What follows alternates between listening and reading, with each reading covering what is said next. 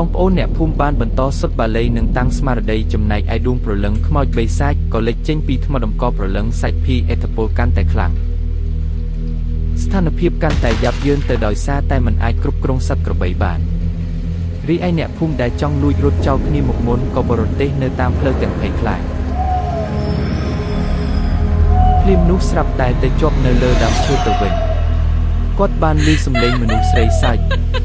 ហើយគាត់ព្យាយាមសម្លឹងរកមើលឃើញនារីខ្មោចអង្គុយនៅលើដើមឈើក្បែរគាត់ធ្វើឲ្យគាត់ភ័យចង់បះសក់បងប្អូនអ្នកភូមិផ្សេងទៀតក៏ធ្វើដំណើរទៅរកលោកអ៊ំសានសាជាថ្មីតែបែរជាបានត្រឹមឃើញសពរបស់លោកអ៊ំស្លាប់នៅជិតនឹងដើមឈើមួយគួរឲ្យអាណិតភ្លាមនោះនារីជាខ្មោចក៏លេចចេញមកធ្វើឲ្យអ្នកភូមិភ័យខ្លាចឆ្លេឆ្លារត់រកកន្លែងមួយ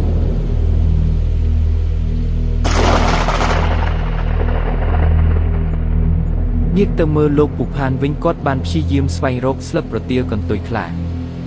យកមកទំពានិងលាបលើកាំបិតបន្ទោះរបស់គាត់ដើម្បីដាក់បាលីបង្ក្រប់ខ្មោច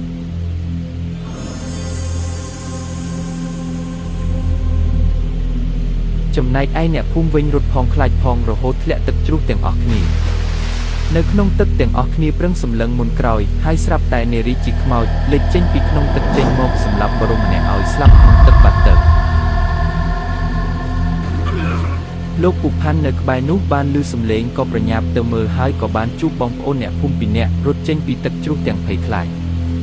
លោកពូក៏បានប្រាប់ឲ្យអ្នកទាំងពីរប្រញាប់ទៅប្រាប់អ្នកផ្សេងទៀតឲ្យស្វែងរកវត្ថុអ្វីម្យ៉ាងព្រោះអាចជារបស់ដែលនាំឲ្យមានហេតុរឿងបែបនេះកើតឡើងហើយលោកពូនឹងនៅទៅតាមនឹងខ្មោចបិសាចនេះប្រយុទ្ធគ្នានឹងបិសាចបានមួយសន្ទុះបិសាចនេះបានប្រែក្រឡែកជាសត្វមៀមហើយរត់គេចចេញពីលោកពូដោយខ្លាចថាំពលកាំបិតរបស់គាត់ចំណែកអ្នកភូមិពេលដឹងហើយក៏ប្រញាប់ប្រញាល់ព្យាយាមស្វែងរកវត្ថុនោះទាំងអស់គ្នាទាំងភ្លៀងខ្លាំង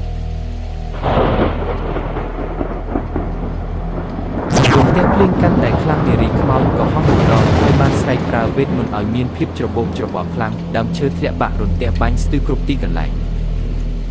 មែកឈើដ៏ធំបានបាក់សង្កត់បងប្អូនអ្នកភូមិម្នាក់ឲ្យរបួសធ្ងន់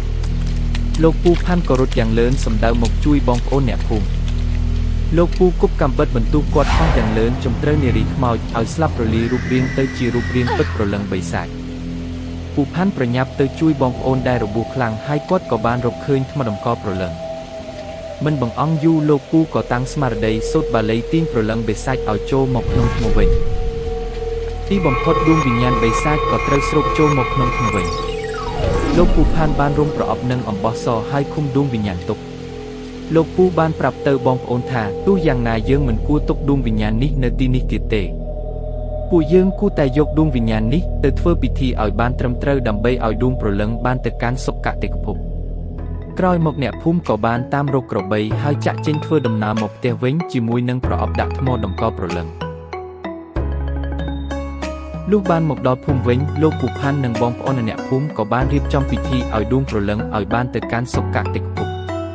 ដូច្នេះហើយបានជាចាស់បុរាណតែងមានដំណំមិនឲ្យនិយាយឬរើសយករបស់ផ្ដេសផ្ដាសទេពេលចូលព្រៃព្រោះវាអាចជារបស់មិនល្អនិងអាចមានវិញ្ញាណសង្ឃឹកផង